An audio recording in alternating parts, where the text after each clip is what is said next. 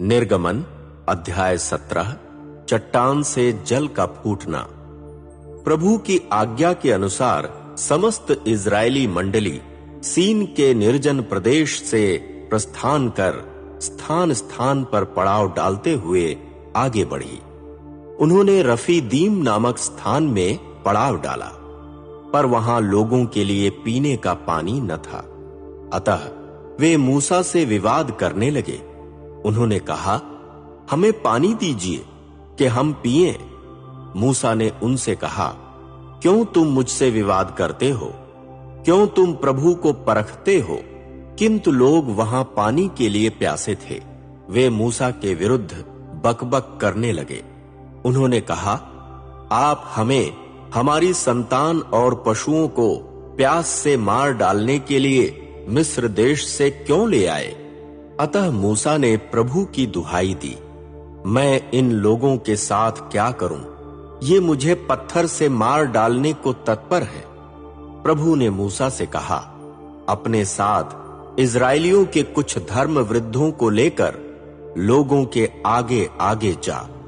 तू अपने हाथ में उस लाठी को लेकर जाना जिससे तूने नील नदी पर प्रहार किया था। देख, वहां मैं तेरे सम्मुख होरेब पर्वत की चट्टान पर खड़ा रहूंगा।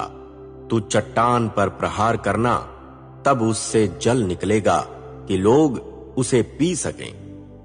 मूसा ने इजरायलियों के धर्म वृद्धों की आंखों के सामने ऐसा ही किया। मूसा ने उस स्थान का नाम मस्सा और मरीबा रखा, क्योंकि इजरायलियों ने वहां मूसा से विवाद किया और प्रभु को परखा था। उन्होंने कहा, क्या हमारे मध्य प्रभु है अथवा नहीं?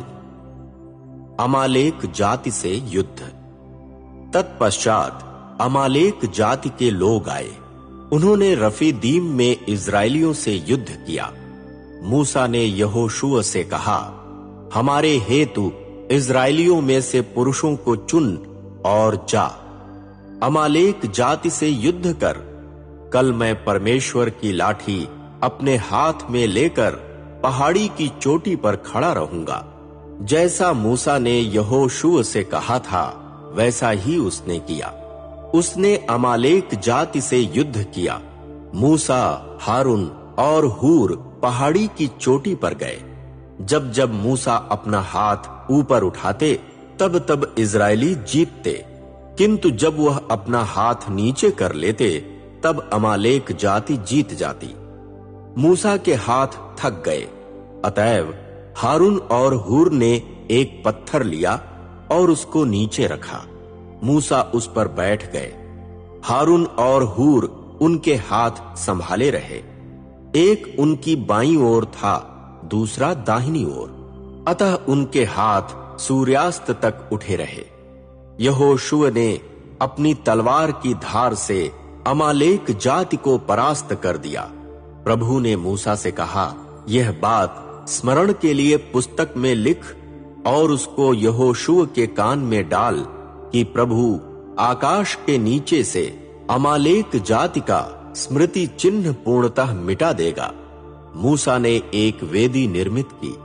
उन्होंने उसका यह नाम रखा, प्रभु मेरी ध्वजा है, और कहा, प्रभु की ध्वजा पकड़े रहो। पीढ़ी से पीढ़ी तक प्रभु के लिए अमालेक जाति से हमारा युद्ध होता रहेगा।